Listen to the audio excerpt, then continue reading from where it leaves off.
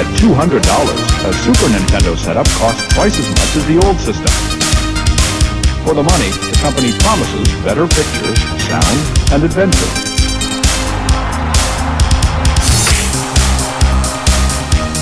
Now you're playing with power, superpower. You're the king, I tell you! The king! Only for Super NES. Only on Super NES.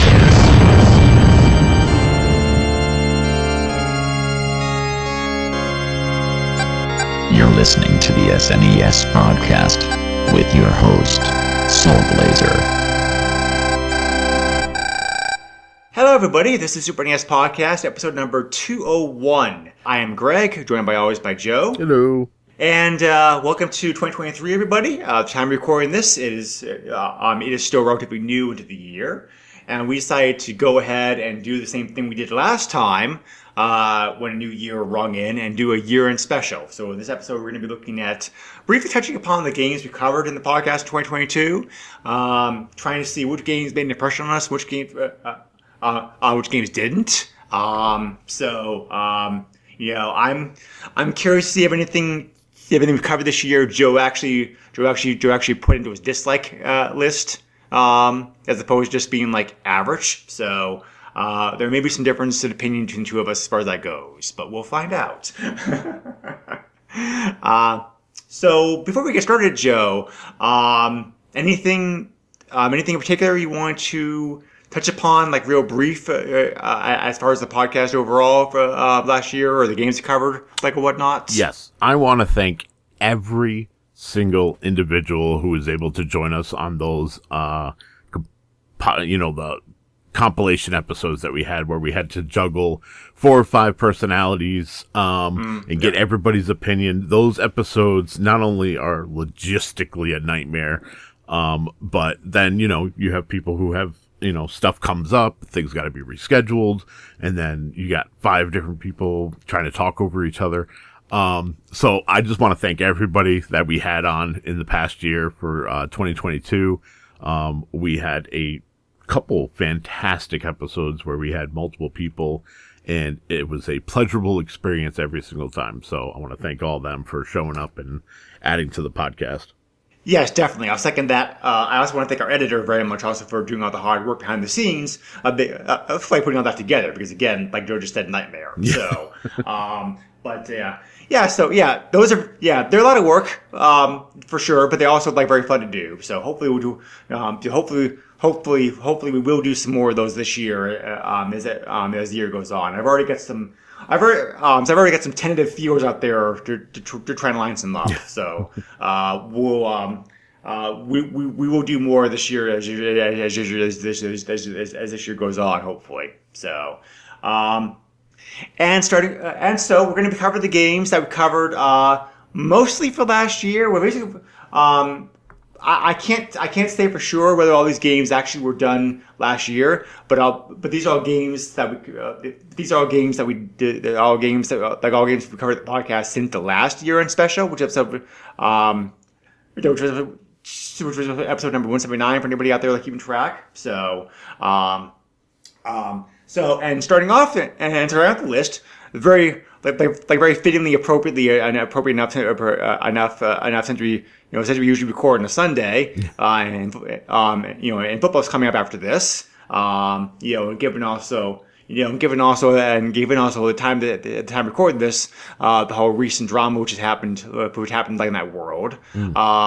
We're covering the first game on our list to look back on was Madden NFL 94, which we did as a tribute to John Madden, who had recently passed away at the time of doing that episode. Yep. It was very interesting going back to looking at old sports game, because most sports games don't age very well. And I think, to be fair, Madden 94 is in the same category. I mean, you definitely can't see the foundations of what eventually became a more modern Madden game 30 years later. And the game's still fun to play, but it's just the limitations and drawbacks and whatnot, and also because of how much the game's evolved the NFL has evolved since then. Also, all conspire to kind of to limit the game. It's just like, unfortunately, like I said, like I said, for most sports games you can't really go back to. Yeah. Many years later on and look at them. There are of course exceptions, but the old 2600 and NES games hold up fairly well in those areas. But something like this, not so much. But that said, the game's still fun to play. The game's still like very functional. It was very. If nothing else, it was very interesting. Look back at certain like the time period of things, both in terms of games and also as far as the sport itself goes. Yeah, and this is definitely on my not best of the year list.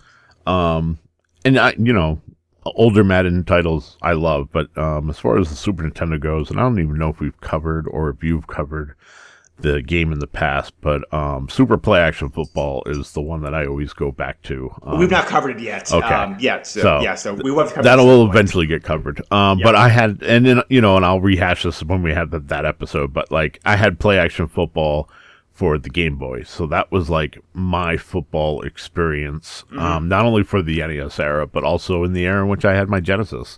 I never picked up Madden or Joe Montana Talk Football or anything like that for the Genesis, because I had Play Action Football, and Play Action Football was amazing. I didn't play Tecmo Bowl or Tecmo Super Bowl until like I was in high school and like graduating. When emulation was starting to become a thing. So yeah, this unfortunately gets an L, but it gets an L because there's just a game that has my heart, and it's not Madden. Yeah. Well, also the fact that I'd be the first person to admit the Genesis sports game is better, period, because like even the best Madden game, Super NES, is still not quite as good as Genesis counterpart for reasons. So there's also that. Yeah. So moving on, after that we covered a Lufia 2, which was the prequel, actually, even though it came after Lufia 1. The story takes place before Lufia 1, so that's why I'm calling it a prequel. We already covered Lufia previously, so we want to cover like Lufia 2. Pretty good RPG, definitely better than the first game.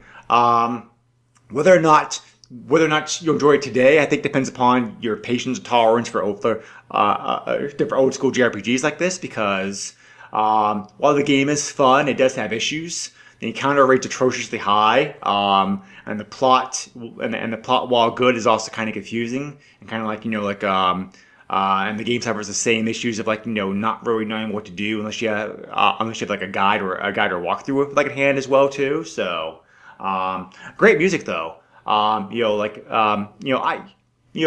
it for what it was. I think it's still a very good RPG. Like I said, like I just said, it's hard to recommend to somebody unless you know that person is a fan of old school grindy JRPGs.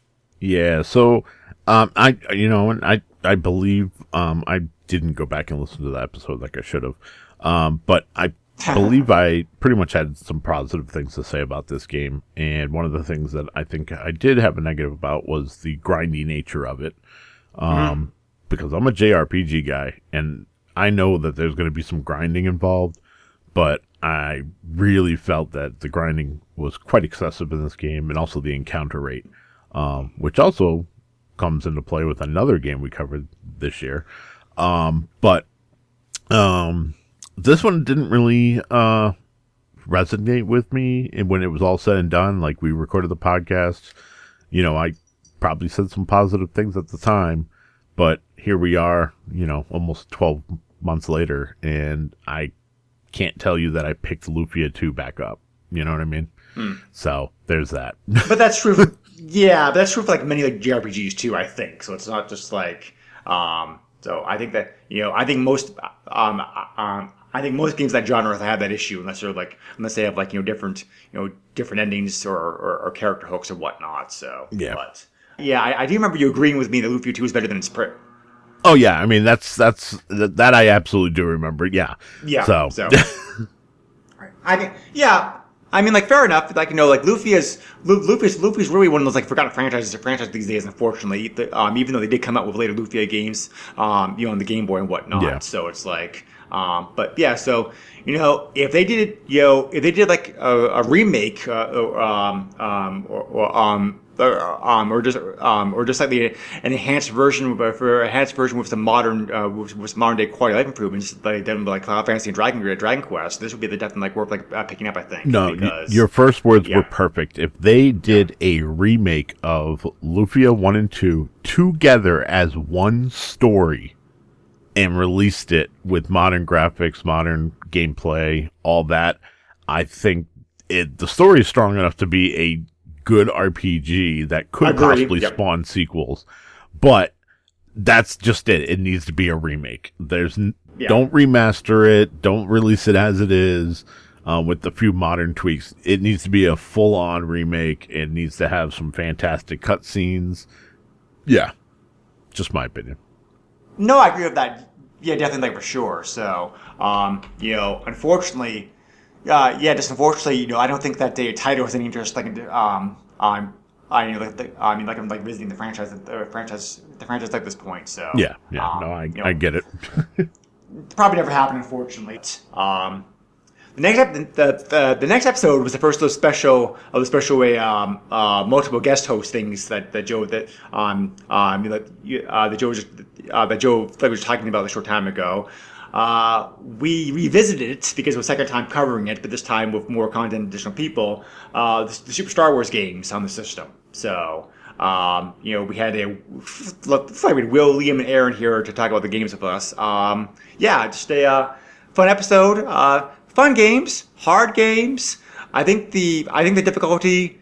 How can I put this? I think that the reputation of these games being difficult is a little bit unfair. I don't think these games are quite as hard as people make them out to be. That said, though, they are very hard games. But they are, but they're still. But even today, I think they're still very fun platformers to go through, especially if you're like a Star Wars fan, because like since the games made by LucasArts, there's very nice, fine, small touches of Star Wars stuff in here, like enemies, items and that kind of stuff. So. I think these games. I think these games hold up like pretty well today. So I think I mentioned this on the episode, but like my Star Wars video game experience was basically the Star Wars arcade game, which is still one of my favorites. I still to this day will go to Fun Spot and sit in that lovely cabinet and play that game. I don't care. But like my Star Wars Star Wars experience at home was what was available on the NES, which the original Star Wars wasn't that great, and the Empire Strikes Back was cryptic as all hell. So getting to play the Super Star Wars games at a friend's house when I was younger was amazing. I loved it, every minute of it. Like, it didn't matter that I was dying. I was running around with a lightsaber. I was being able to do cool little flips and whatever else. And just dying was, dying is dying. But at least I got to run around with a lightsaber.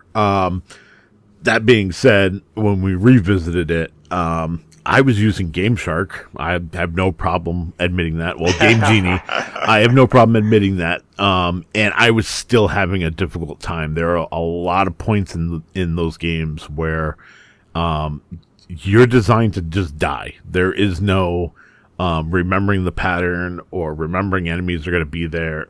Sometimes it jumps. The platforming is good in most parts, but there are times where like you will clip through the platform and you will die. There's just nothing you can do about that. And yeah, the random respawning of enemies is kind of a pain as well. But yeah, I think the difficulty is exaggerated a bit amongst online people. But other than that, there is a difficulty spike there.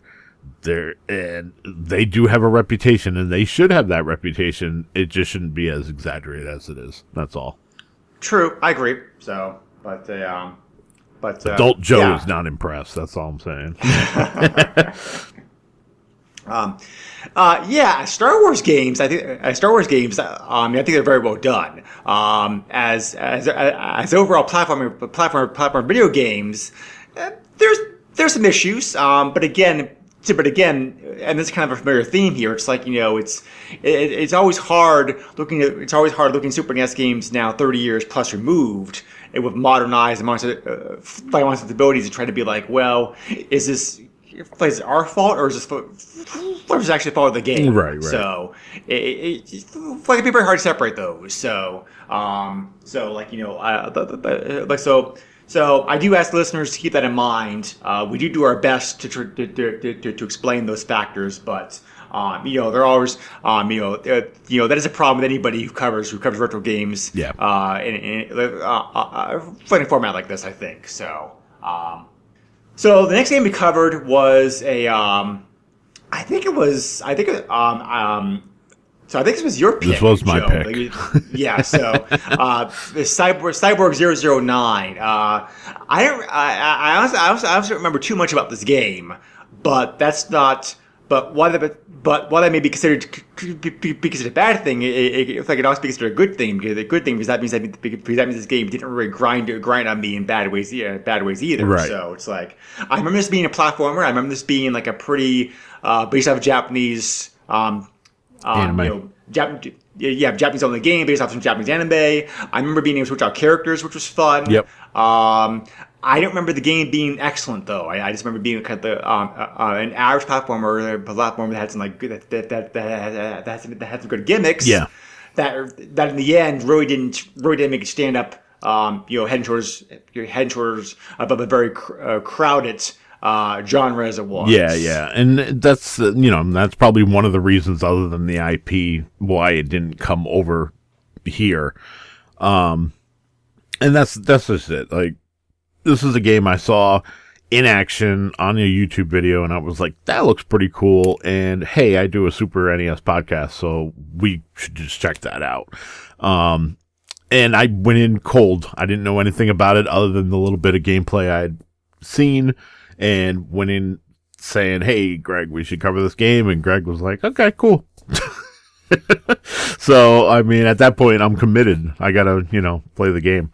So, yeah, I mean, I don't remember anything that really stood out other than, you can swap out the double O's, and based on who you swap out for, they do different abilities, which can get you past different parts of the stage, which we've seen many times before in other platformers.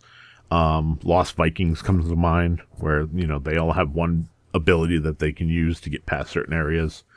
Yeah, it's not in the loss column for sure. But it's definitely not in the win column. It's definitely in the middle.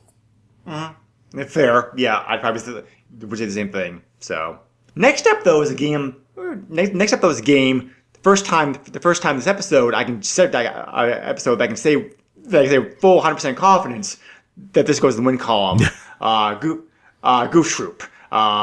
Based off the Capcom developed game, based off the Disney cartoon. Like every Capcom designed Disney game, it's wonderful. The gameplay's fun. The graphics are great. It's like a very charming whimsical. Capcom really knew how to make these. They really knew how to make these Disney.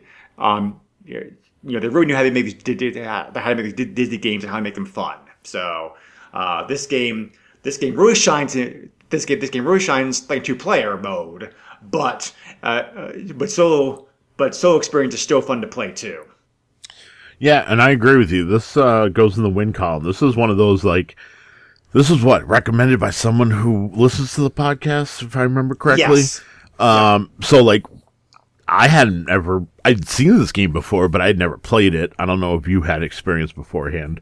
No. I couldn't remember. So, No, we went I into this absolutely cold, on a suggestion, and we both came out loving this game. Even with, we both agreed it probably would have been better multiplayer, and there's a lot more meat there, but the single player was just as good, and we both had an absolute blast playing that game. Yes. And this is not the only Capcom Disney game we covered last year either. Right. So you're gonna be hearing that again. So,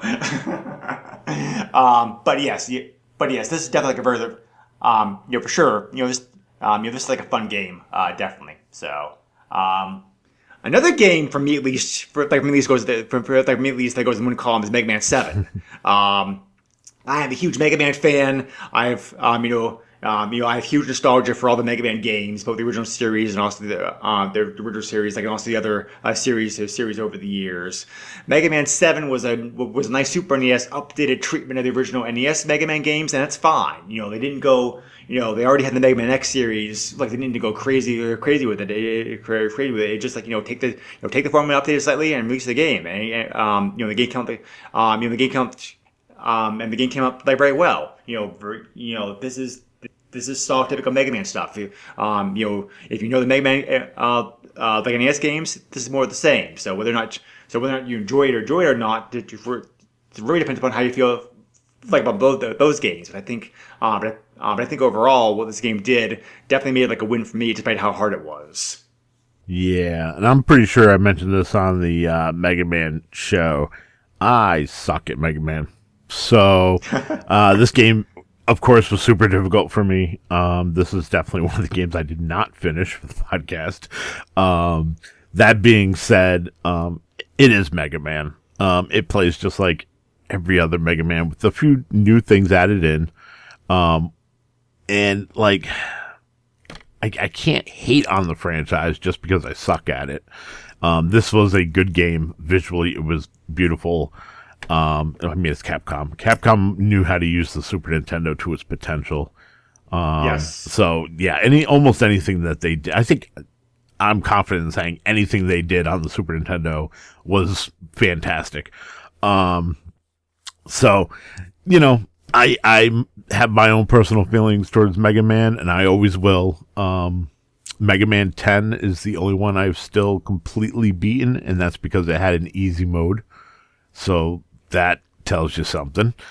So, I mean, not my favorite this year, but it also wasn't my least favorite.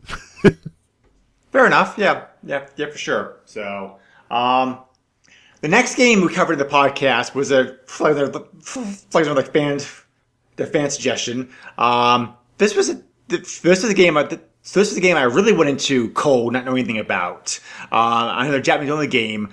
Gunpei, Gunman's Proof, which is a very late Super NES game, Zelda clone basically. It basically plays it's kind of really this game's like Zelda set like a Western theme. Yeah. But and the game's fun. The game's definitely like a surprise to me. It's like if you like Zelda, they're like this, full stop. But and being a late Super NES game, it really shines as far as like graphics and music and sound and that kind of stuff. So. Yeah, so, and just a correction, I actually suggested this game. I'm sorry. It's okay. So yeah, I suggested this because I saw a video of it. Surprise, surprise. And, I was like, wow. I was like, this looks like A Link to the Past. And, like, I had recently played through A Link to the Past. Hadn't beaten it. Still haven't beaten it. But I saw this and I definitely saw some similarities, and I was like, looks like there's enough meat on there that we can cover that and maybe have some fun with it. And I think we both were surprised at how good this game was. Yes. It is fairly easy, so whether or not you want that depends upon your style, but this game is certainly easier than Zelda game. Yeah, absolutely. So, so if you enjoy Zelda, but you want something a bit different, this is also like a really good option to look at as well too. So, okay, the next game I'm positive was a suggestion from somebody who listens to the podcast. Nope, this was also me. Oh wow, okay. I know there were some fan suggestions up here. I guess I'm just confusing my mind which ones are which, but yeah, this is because of Super Family Racing. Because of Goof Troop being a fan suggestion, the Super Star Wars special, you would basically give me a couple picks to go at.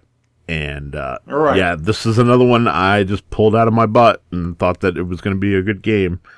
And it ended up just being a mediocre racing game that I can't really say I thoroughly enjoyed. Like, it's a racing game, and sure, it was fun for what was there, but it didn't go above and beyond anything I expected, that's for sure.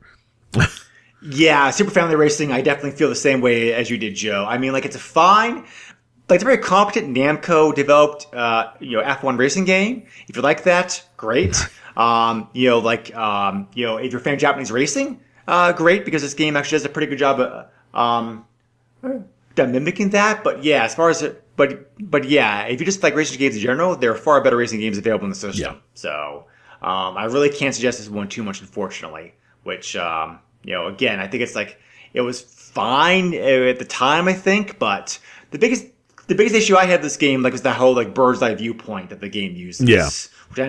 Which I never really quite got used to, despite my hard you're maybe trying really, really hard. Yep.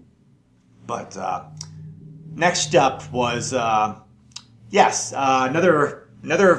special. We finally got around to covering Legend of Zelda: Link to the Past, classic. We had Ferg on here, Phil and Chris. So definitely fun hosts, fun episode. What can I say about this game that hasn't already been said? I mean, the game's classic for a reason. That's great. Yeah. It definitely is one of the best. It's one of the best games of the system. It's still it's still to this day my personal favorite Zelda game. It may be one of the best games made, period, full stop. So the game's still fun to play these days. It's commonly, they've re-released enough times that the game's easy to pick up, and they really haven't done anything to change it or change or enhance it, which they really don't need to. So, the game still has that same charm and mystery and whatnot that the game did when it came out 30 plus years ago. So, I definitely encourage you to try to finish this game at some point then, Joe, because this game really is worth the effort to put into it. It really is just the flavor's an amazing game on every level, I think. Yeah, I need to get back into it, and I got to remember what system I was playing it on, because I got about halfway through. I want to say halfway through the game. I think I think you were playing it on your Mini. I think it might have been my Mini, which is God only knows where right now. But yeah, this is one of those I think you had covered this earlier in the podcast, and this was kind of like a revisit kind of thing. And yeah, actually no, I purposely did not cover this one in the past. Oh, okay. So it was specifically because you wanted the group of people. Yes. Yeah. Exactly. So I mean, it was fun. Not only was it a great game, obviously, like Greg said, this is Super NES perfection. If there's 4 games I'm going to recommend for the Super Nintendo, this will be one of them every single time. Yep. But also, Phil was trying to live stream the podcast. Yes, I remember that. Which was an interesting situation. And also, he had been streaming in chunks his gameplay. So I caught a couple of the nights in which he was streaming it, which was fun. But yeah, I mean, it's the Legend of Zelda, man. As of late, I've actually gone back to playing what's the one on the Switch? Well, there's 2. There's the remake of Link's Awakening. There we go, Link's Awakening. Also Link's Awakening. And Breath of the Wild. Breath of the Wild. So Breath of the Wild, I have for the Wii U, and I have a save right at Ganon. So that's I did not invest in the Switch version because I pretty much have it beat on the Wii U. And I didn't want to restart that adventure because that one's a little meaty. Whereas Link's Awakening, I put quite a bit of time into that, but that's another one I'm about halfway through Link's right Awakening now. is also a great game. Yes. So, and there's a lot of, like, the remake is fantastic. I thought the art is, style yes. that they chose was great. Highly The music recommended, is yep, fantastic. It makes me want to go play the Game Boy version, which I don't think is their intention, but it makes me want to go see what that difference is and how it was changed, especially knowing that not only was it released on the regular Game Boy, but they also released it for the Game Boy Color as Link's Awakening DX, and there's actually a special dungeon just for that version, which they incorporated into the Switch version. So Yep. I think I could skip the color part and skip the DX part, but I definitely want to play the original Game Boy version and see what the differences are, or even the similarities, and see how it just changes graphically. But yeah, Right. Legend of Zelda, you cannot go wrong. True. No. Yeah. I definitely agree. So, next up on the podcast, as already previously mentioned, was another Capcom developed Disney game. This was Magical Quest Star Mickey Mouse. First game of a trilogy, platformer game. Fun game. So I didn't like this as much Goof Troop, because of the nature of the gameplay. Platformers for me are like, they're fine. But, the game is still excellently programmed like well done. I mean, this is still, if you enjoy platformers, this is still like a very fun platformer, I think. It shows that Disney / Capcom charm to it, with like different things that Mickey Mouse can do in the game, like a whatnot. Yeah, so being a Genesis kid, Castle of Illusion, of course, was my which is also a very good which is a game. very good game. Is my Mickey platformer of choice. But that being said, playing Magical Quest, wow, being able to have the different costumes, being able to those different costumes change what Mickey can do, which then changes sometimes the environments and the things that you need to do to get past certain things. I thoroughly love this. Capcom and Disney, again, you can't go wrong. Yep, definitely agree 100%. So next up on the podcast was a game I suggested, because I was a big fan of its original. The first game of the series. We covered Equinox, which is which is isometric puzzle game, which was a puzzle game which was a sequel to the NES game Solstice, which was which was a surprise hit. Equinox plays a lot like Solstice. You have a very unique isometric viewpoint, which is both good and bad as far as like gameplay and trying to navigate around it. If you can get around the viewpoint, there's a very like solid puzzle game here that's still still just as much fun as the original NES game.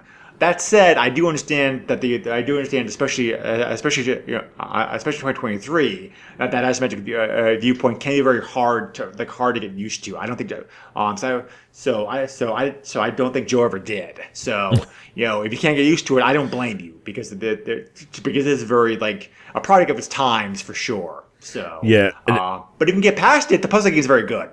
Yeah, and that was actually the one thing I was going to mention, is that like when I first looked at the games that we played this past year, I saw this one and I was like, I don't even remember playing Equinox. I was like, what game is this? So of course I had to listen to the podcast to be able to remember what it was. And yeah, I don't hate it.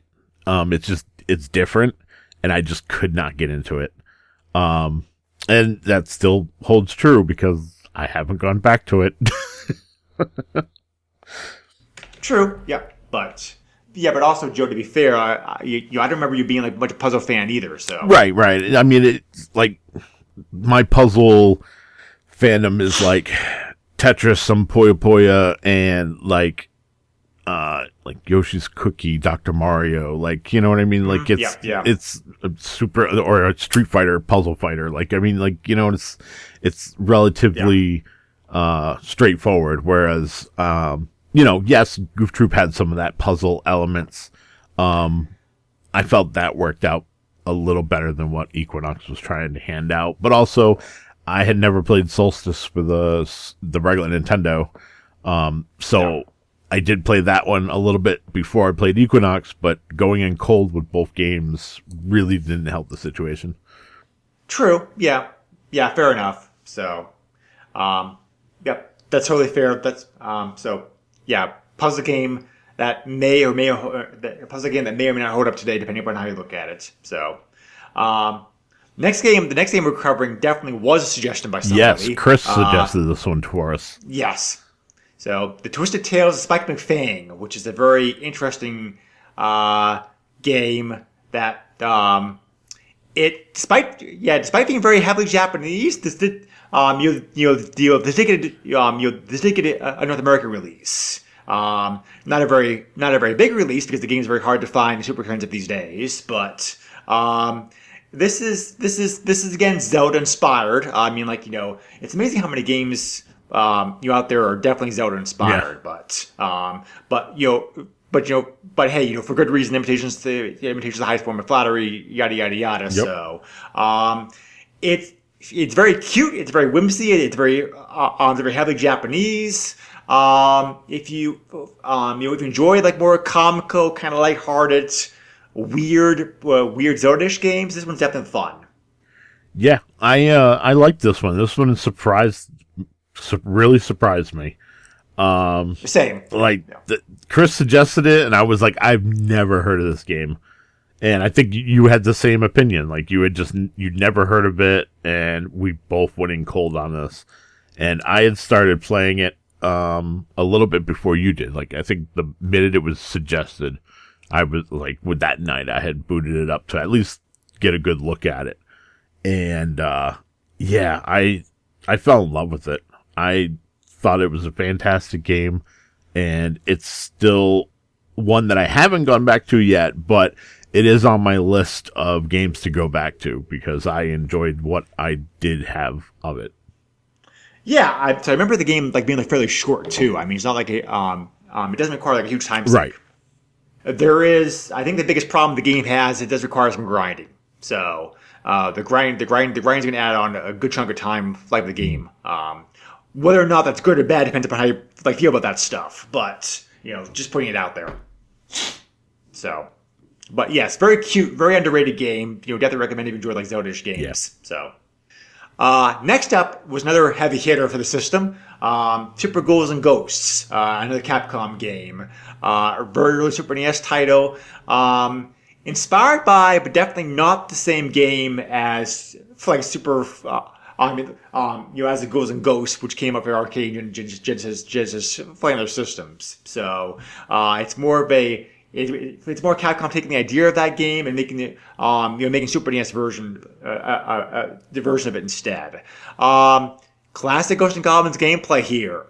Just as much fun, just as challenging, just as much difficulty, and just as much like pulling your hair out. So if you enjoy Ghosts and Goblins, then this game's very fun, so it holds up very well today. Yeah, so this is Super Ghosts and Goblins. Did you hear everything I said about Super Star Wars? Because that kind of falls here as well. Yeah, so except for this game isn't as cheap at times. This game is just, it's meant to be difficult, and I think it's one of those, like, they realized what they had when they released it in the arcades and when they released it in the NES, and people loved that challenge, and I just think they fed into that and added more of a challenge to this, and they succeeded. It's definitely an improvement over the NES game, but it's still one of those like gotcha moments, and you got to beat it twice to be able to beat it for reals. So, yes. Yeah, I mean, it's, again, Capcom. At least the game gives you slight difficulty options. Yes, at least. yes. So, and double jump in the game's a lifesaver because you have to have the double jump. So, there's a reason this game was included on the NES. But yeah, like I said back then, there's a reason this game's included like in the mini. It's still a very fun game, holds up like pretty well today. So, next up was a Joe suggestion, a game based off of So a game based off a popular movie, True Lies. Yes. Most let me say most video game adaptation movies suck. And so I expected this one to be the same. I was surprised. So I was pleasantly surprised like how good this game actually is. Follows the movie pretty well. Has some fun gameplay. Surprising amount of blood in this game, which I didn't expect. Like a Nintendo approved game at the time on the time period. Definitely hard. This is a difficult game at points. But still a very well fun, very well put together, action game. So, if you enjoy games of that type, I definitely recommend checking this one out because it probably like slipped under your radar. Yeah, I mean, obviously I made the suggestion, so, and I talked about it on, the episode that, like, when it came to licensed games, this was like the creme of la creme of licensed games. Like you can't get much better. And it's crazy because it's Acclaim, and Acclaim usually just slaps stuff together and it doesn't come out well. They're just there to make the buck. But this game was fantastic. I still, like I said on the podcast, I still occasionally pick this up and just play it just because I love running around as Arnold Schwarzenegger and being able to shoot people. And there's enough cheat codes to be able to allow you to do that with infinite ammo, which is amazing. So yeah, I absolutely love this game. Yeah, with good reason. I mean, I definitely can see like why you did. So, did this game get Genesis version as well? This got Genesis, Super Nintendo, Game Gear, Game Boy, and if they could have, they probably would have slapped it on the Virtual Boy. I think it literally came out on everything that was available at the time. So, yeah. I tried to remember, but So, Genesis, many games came up with the Genesis, Super NES during this time period because both systems were very popular, and in most cases they're almost the same. So, yeah, so especially with this game, like they are literally cut and paste the same across all four platforms. The only difference is like Game Boy and Game Gear, the screen is smaller, more condensed, less of a viewing point, but yet it's like programmed the same. So they also cut some they also cut some stages though. Well, right. So like but it's like one of those like the game still acts as if you're playing it on a TV, even though you're on a tiny screen. Yeah. So like enemies are constantly shooting at you from off screen that you can't see. So stay away from the portable versions because there's a lot of cheap deaths there that you can't control. But either console, Genesis or Super Nintendo, 2 thumbs up. Yes. Yep. Definitely. So, next up was a game I wanted to cover in the system. The podcast like for a while that I just didn't find time to slot in until then finally. Rendering Ranger R2, which is a very interesting title, interesting history, interesting game. This is a very obscure and one of the rare Super NES games out there because even though it was developed by a European company, the game only got released in Japan and they only made 10,000 copies. So the game has been announced coming out to modern systems. As I record this, it has not been released yet, but it is supposed to be coming out for modern systems later on this year. This is a very very good but very hard shooter combination space shooter / ground shooter for the system, kind of a cross between like Contra and Turrican because the game alternates back and forth between like space stages and ground stages. Gorgeous graphics. This game definitely would be up there in that short list of like games, Super NES games like the best graphics. And pretty good soundtrack too. It's a shame this game didn't get a bigger release, which is why I'm glad that they are re-releasing it later on this year from modern systems. It's a very underrated, very solid shooter. Like if you enjoy shooters, this one's definitely worth like checking out. Even though it's like very hard. Yeah, and I remembered having a pretty positive opinion on this game. It definitely didn't stick with me. And I remember at least pointing out like the graphics were fantastic, especially for the Super Nintendo. Yes. But I'm one of those people, like, I love shooters, but also, like, I have to be in the mood to play a shooter. So, like, I don't know. I think when we sat down to play this, there were times in which I just wasn't in the mood, but then there were times that I was, because I remember having a fun time with it, but also I remember there were times when I was playing it where I just felt like it was a slog. You know what I mean? Sure. Yeah, I imagine that. So yeah, that's fair. Next up in the podcast was another Capcom slash Disney game. We looked at the sequels to the Mickey Mouse game, Magical Quest, The Great Circus Mystery, and Magical Quest 3. Magical Quest 3 only came out in Japan. These games are pretty much more the same, and they have some improvements over Magical Quest, but Magical Quest was such a good game in and of itself that they really didn't need to tinker with the formula that much. If you enjoyed, if you enjoyed 1, 2, and 3 are also very, very solid games too. Yeah, and I also agree there. Both games were fantastic. More of the same, different costumes, therefore different power-ups, so therefore different abilities of what that you could use in the level.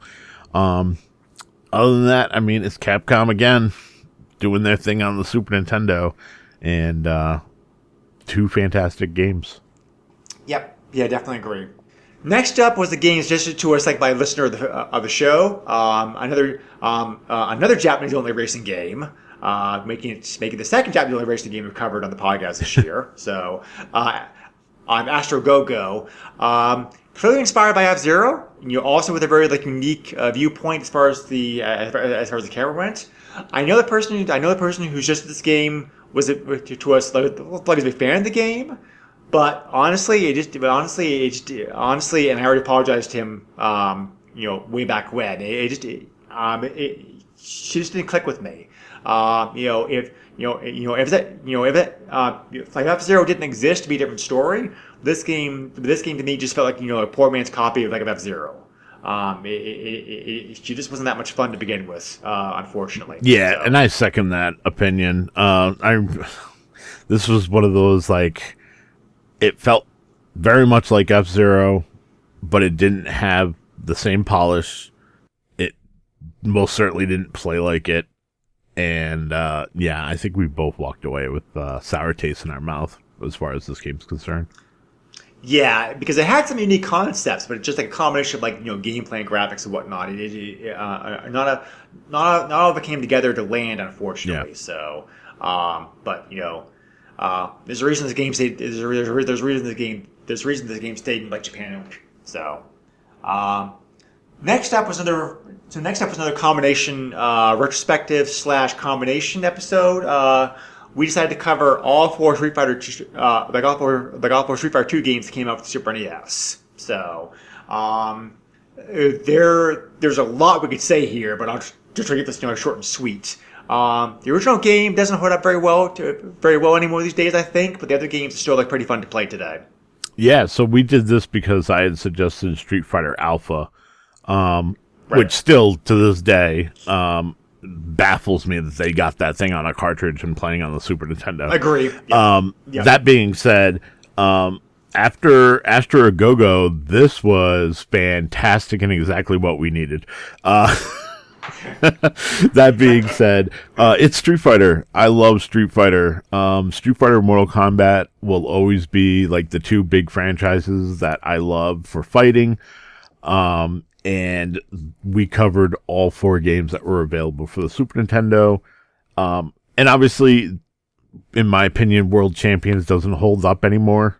But that's because you have Super Street Fighter, which in my opinion makes that obsolete. But then you also have Street Fighter Alpha and Alpha 2, was it? Yeah. Yes. So, and Alpha 2 shows that it's pushing the hardware because there was some stuttering. And it definitely, it played, don't get me wrong, but there was definitely some slowdown and stuff like that. Whereas the others, we didn't have much of an issue. The pinnacle of what Capcom could do on the SNES, I believe, is Street Fighter Alpha. Street Fighter Alpha 2 is also technically a marvel. But because it's got those hiccups and everything else, I have to give the baton to Street Fighter Alpha, because that game runs flawlessly. If you didn't know any better, you would swear that it was arcade perfect. And Yes. it's a fantastic experience, especially if you're a Street Fighter fan. All 4 games are really, to be fair, all 4 games I think are very, very close to being arcade perfect. Even like Virtual Street Fighter 2. Yeah. I mean, there's a reason that, the reason that game was, the killer app for the system, like for a while. Right, but, right. It's just that, as you mentioned, as we both mentioned, the formula got better after that Right. point. So, but yeah. So, fun games, a good episode. So, next up was the game that I want to suggest, just because I saw it available one day on the Switch Super NES collection, and I never heard of it. Operation Logic Bomb, which is actually a sequel to a Game Boy, game called Forbidden Zone. It's pretty unique for its top-down shooter. You play the Metroid mixed of Contra. You're exploring a base, blasting bad guys, whatnot. Not a great game, but a good game for what it was. There's certainly, it's a shortish, flights. It's a short action game, so it's for what it is, it's fine. Yeah, this was a pretty good suggestion.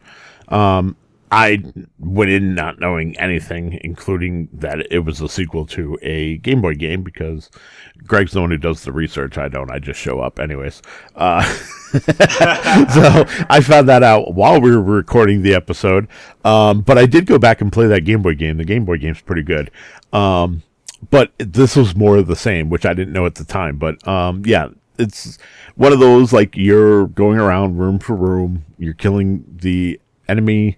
And the one thing I did like about the game is that as you're killing the enemy and proceeding through the level, you are slowly getting pieces of the story as to what happened and, basically your mission, like, what you're doing to try to bring down the aliens and why you're trying to bring down the aliens. So that was a nice little touch. This was definitely a positive episode that we did, for sure. Yeah, definitely, for sure. So next up on the podcast, I actually recorded earlier, but just because of release schedules and timey-wimey, that kind of stuff. I was held up by a move for longer than I expected. So I asked Joe. He would help me out with a bonus episode to help to keep things current until I was able to get recording again. So Joe picked a game, got together. I got together with former co-host George, and they covered a game for us. Since you covered the game, Joe, I'll let you talk about it. I mean, it's a side-scrolling beat-em-up that has some RPG elements. This is so Japanese, it's not even funny. That's why it was only released in Japanese. The fan translation was really nice, though. I got so stuck in this game because it is really pivotal that you talk to everybody, and you talk to them at certain times. This is kind of like a precursor to Shenmue, where if you don't talk to someone at the right time, it's not going to progress the story. So that was kind of annoying. But this is one of those. This episode will always be a little sentimental to me, just because it was through George. Thank you. He helped me out to get this episode out, and he didn't have to do that, which is fantastic. But also, because of this episode, we ended up at the end, George was like, we should really do something together. And I was like, well, let's reboot Radical Retro Roundup, and we got that back up and running, and we're 3 episodes in, going to be recording the 4th in a couple weeks. So, this episode, much like 7 years ago when I was on the Two Dudes in a Nest podcast, that podcast got me into podcasting and got me into creating my own show, and eventually led me here with Greg. And now it's like, this podcast has now led me to reignite my podcast and start all over again. So thanks. Yeah, definitely agree. So, yeah, I'm glad you feel that way. I meant to play this game myself. I just never got around to it because of reasons, but because I love River City Ransom playing the NES, even though the game's stupidly easy, like an easy cheat. But it is in the episode, and the episode did make the game sound very good. So, if you like the River City Ransom games, like this is definitely one you should check out because it's really open-ended as far as like what you can do, and there's listen to the episode, you'll find out I spent like 3 hours in just the opening segment because I couldn't figure out how to move on. But yeah, there's some elements from the game series I think you probably could argue that carried over like to the Yakuza series of games too. I agree. Next up on the podcast list was another heavy hitter game, the original Breath of Fire for the Super NES. We already covered Breath of Fire 2 on the podcast way back when, several years ago, but we never got around to covering the original game. So we did. It's a good RPG. I mean, it shows its age. It shows the fact that this was Capcom's first RPG for the system. The sequels I think are definitely better games, but Breath of Fire by itself is still like a competent RPG, like for what it is. And again, with like Lufia 2, if you enjoy classic JRPGs, I think the game still holds up well enough today. If you have the patience and tolerance for games of that sort. Yeah. So this was obviously a choice because you had already, done the second, and I loved the third entry. And the third entry for me is like second to like Lunar in my opinion. So like Lunar is my all-time favorite. So, high praise for the Breath of Fire series. So I was like, I've never played 1 or 2, so I was curious to see where the franchise had started. And thank God during the episode you mentioned the Game Boy Advance ports with the modern fixes because I have since that episode gone back to play the Game Boy Advance version, and I am happy to say that I'm only about 3 or 4 hours into the game, but I love it a lot more than I was loving the Super Nintendo version that we were playing for the podcast. It's not as grindy. The story, I feel like the story was modified at least a little bit. There's that, but like the big thing is obviously like I'm not having a grind, which I was doing with the Super Nintendo version. So, my suggestion to everyone out there is skip the Super Nintendo version, although it is good. Then that's the key word. It's good. It's not great. It's good because it is a pain because of all the grinding. But unlike Lufia 2, where I would tell you there's too much grinding and don't even bother, this one I'm going to tell you to go at least try to get the Game Boy Advance port, and if you can't get a physical game, then pirate it, whatever. It should definitely be played for sure. I definitely second also the recommendation that the GBA version is probably the preferred version to play these days. The GBA and the DS got a lot of re-releases of classic games on the systems with like quality of life improvements and whatnot. Many good games got released on those systems. So and some of the releases I feel slipped through the cracks. So it definitely is worthwhile going back, checking out the library of those systems to see what you may have missed, because there were a lot of like good re-releases that came out of those systems. So. After that was episode 200, which was our second annual draft episode special. I'm not really going to go into too much detail about that here because of the nature of the episode, like whatnot. We just basically like we had some guest hosts on the podcast. We all picked our favorite games for the system. We all talked about it. We all had a great time. Again, I'm very glad the podcast has gone on for that long. It's hard to believe how many years I've been doing this. Like from now, and it was great. It was great having some guest hosts on the podcast with us, and it was a fun time.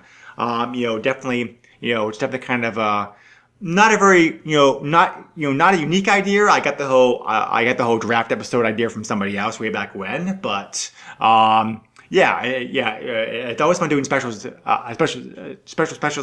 that for special occasions, and so it was definitely a blast to do. And I want to thank everybody again one more time for the time that they took out of their days to join us like that episode. Yeah, and those draft specials are always fun. We did one.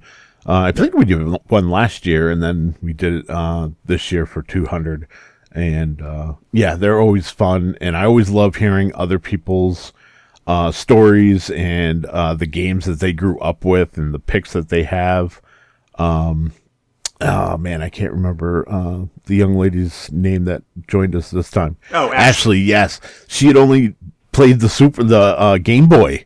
Like, that was her only experience growing up, so it was really interesting to see like the different titles that she latched onto for the Super Nintendo, and how some of them were because they had Game Boy games that she had played when she was younger. It was pretty fun. Yeah, and there are many watered down ports of Super NES games onto the Game Boy, as we already mentioned previously. Yeah. So,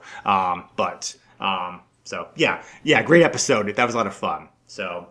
And last but definitely not least, because I didn't hate the game, was Skulljagger, which is a powered themed fantasy / platformer for the system.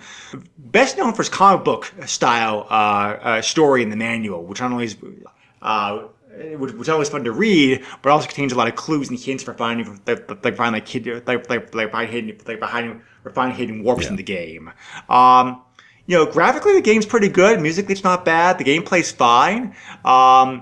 It's not great. There are better platformers in the system, but the game plays well enough for what it is. And the comic book definitely enhances the overall flavor of the game for sure. So yeah, this was definitely a miss for me, but also like this was my suggestion, so I have to take some ownership of that. It looked a lot cooler than it ended up being. But also, like, it wasn't Astrogogo, and it wasn't, what was the other one? I just had it on the tip of my tongue, and now I gotta go back and look. And it's also not Super Family Racing, because that game was just kind of boring because it was so straightforward. So, there was enough here to give you a gameplay experience and to at least enjoy it for what it is. And at the time, it probably would have been fantastic, but here we are almost 30 years later. It just doesn't hold up in my opinion.